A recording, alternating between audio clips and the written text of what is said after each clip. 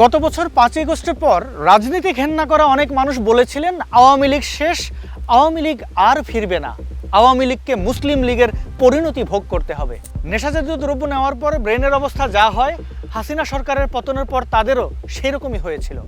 তারপর যখন নেশা কেটে যায় তখন তাদের মনে পড়ে আওয়ামী লীগ তো ফিরে আসে, বারবার ফিরে আসে। তাছাড়া মুসলিম লীগের সাথে তো আওয়ামী লীগের তুলনা হতে পারে না, কারণ মুসলিম লীগ ধর্মের নামে ভারতবর্ষে দাঙ্গা লাগিয়ে টেবিলে বসে পাকিস্তান তৈরি করেছিল, আর আওয়ামী লীগ দীর্ঘ সংগ্রামের পর চূড়ান্ত রক্তক্ষয়ী যুদ্ধ করে সেই ধর্মভিত্তিক দেশের ধারণা ভেঙে বাংলাদেশকে স্বাধীন করে। সুতরাং আওয়ামী লীগকে মুসলিম লীগের সাথে তুলনা করাটাই ভুল হয়ে গেছে। তারপর এই ভুলটা বুঝতে পেরে তারা মুখে নেয় নতুন ভুল, বলতে শুরু করে শেখ হাসিনা আর ফিরবে না। কেন ফিরবে না? কারণ শেখ হাসিনা স্বৈরাচার, স্বৈরাচাররা দেশ ছেড়ে চলে গেলে আর ফিরে আসে না। অথচ শেখ হাসিনা স্বৈরাচার ছিলেন না, তিনি তার যাবতীয় ভুলভ্রান্তি নিয়ে বড়জোর একজন খারাপ শাসক ছিলেন। তাও ততটা খারাপ ছিলেন না যতটা খারাপ ছিলেন খালেদা জিয়া, এরশাদ আর জিয়াউর রহমান।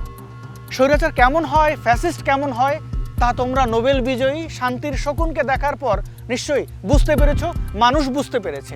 বাংলাদেশ একটি আনপ্রেডিক্টেবল দেশ। পৃথিবীর বাঘা বাঘা ইনস্টিটিউশনের প্রেডিকশন বাংলাদেশে এসে ফেল করে। আর তোমরা তো দেশি খুলিতে বিদেশি মগজ নিয়ে ঘোরা কিছু স্টুপিড অপদার্থ। কতজনই তো কত কথা বলেছিল বাংলাদেশ একটি তলাবিহীন ঝুড়ি, বলেছিল হিমালয়ের পলিতে জন্ম নেওয়া দেশটি হিমালয়ের বরফ গলা জলে ধুয়ে যাবে। তারপর তারাই আবার বলছে বাংলাদেশ একটি উদীয়মান সূর্য, বাংলাদেশ একটি বিকাশমান সম্ভাবনা। পৃথিবীতে কোন দেশের সাথে কি হয়েছে, কোন শাসকের সাথে কি হয়েছে, সেটা দিয়ে বাংলাদেশের এক শাসকের ভবিষ্যৎ ঠিক করে দিচ্ছ। মানে পৃথিবীর পাল্লায় বাংলাদেশকে তুলছ। অথচ পৃথিবীতে আর কোনো জাতি মাতৃভাষার জন্য জীবন দেয়নি, আর কোনো জাতি সশস্ত্র সংগ্রাম করে মাত্র 9 মাসে দেশ স্বাধীন করেনি, আর কোনো জাতি স্বাধীনতার জন্য 30 লক্ষ প্রাণ দেয়নি। তোমরা কিসের সাথে কি মেলাও হে আন্তর্জাতিক ধৈঞ্চা বাহিনী? হাসিনা ফিরবে কারণ তোমরাই হাসিনাকে ফেরাবে। তোমরা যেহেতু মুক্তিযুদ্ধ, স্বাধীনতা, সার্বভৌমত্ব, জননিরাপত্তা, গরিব খেটে খাওয়া মেহনতি মানুষের জীবনযুদ্ধ, সেকুলার বাংলাদেশের দাবি, এর সব কিছুই হাসিনার হাতে তুলে দিয়েছ, আওয়ামী লীগের হাতে তুলে দিয়েছ। সেহেতু আওয়ামী লীগ ফিরবে, শেখ হাসিনা ফিরবে। শেখ হাসিনা ফিরবে কারণ এই দেশটা শেখ হাসিনার বাপদাদার, এই দেশ আমার বাপদাদার। দেশ যদি একটা ঘর হয়, সেই ঘরে তুমি হলে একটা শীতেল চোর। শীত কেটে ঢুকেছ, চুরির কাজ শেষ করে রাত পোহানোর আগেই তোমাকে পালিয়ে যেতে হবে। এই ঘরে তুমি থাকতে পারবে না, কারণ ঘরটি তোমার নয়, এই ঘর আমার, এই ঘর হাসিনার, এই ঘর মুক্তিযুদ্ধের উত্তরসূরিদের।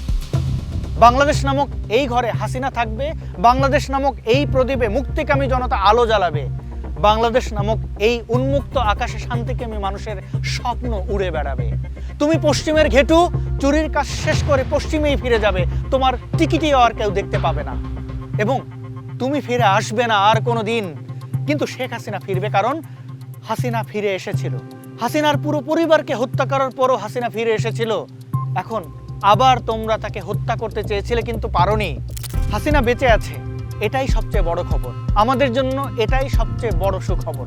কিন্তু তোমাদের জন্য এর চেয়ে বড় দুঃসংবাদ আর কি হতে পারে? ভয় পাও হে আহাম্মুকের দল, ভয় পাও। জানি তোমরা ভয় পাচ্ছ। তোমরা যখন বলো হাসিনা আর ফিরবে না, কেন বলো তা কিন্তু আমরা জানি। হাসিনা আর ফিরবে না এটা এখন তোমাদের জিকিরে পরিণত হয়েছে, প্রার্থনার মন্ত্রে পরিণত হয়েছে। তুমি চিৎকার করছো কিন্তু সেটি বিজয়ের নয়, তুমি চোখ লাল করছো কিন্তু সেটি প্রতিজ্ঞার নয়। তুমি ভয় পাচ্ছ, তুমি ভয় পাচ্ছ হে বারাহ শাবক, তুমি ভয় পাচ্ছ। কোথাও জয় বাংলা শুনলে, শেখ মুজিবের কণ্ঠ শুনলে, তোমার আমার ঠিকানা কিংবা তোমার দেশ আমার দেশ স্লোগান শুনলে তোমার শরীরে কাঁপুনি শুরু হয়ে যায়। যেমনটা হতো 71-এ, যেমনটা হতো রাজাকার আলবদর আল শামস পাক সেনাদের শরীরে। হে নেত্রলাল, তুমি দেশ বিরোধীদের সাথে হাত মিলিয়েছ, জঙ্গি জিহাদি রাজাকারদের সাথে হাত মিলিয়েছ। তুমি হলে বাংলাদেশের অসুখ, তুমি হলে শীতেল চোর। তুমি রাত পোহানোর আগে বাংলা ছাড়ো, কারণ এই বাংলা তোমার নয়, তোমার বাপদাদার নয়, এই বাংলা আমার, এই বাংলা হাসিনার, এই বাংলা হাসিনার বাপদাদার। হাসিনা ফিরে আসবে কারণ হাসিনা ফিরে এসেছে। আমার নেতা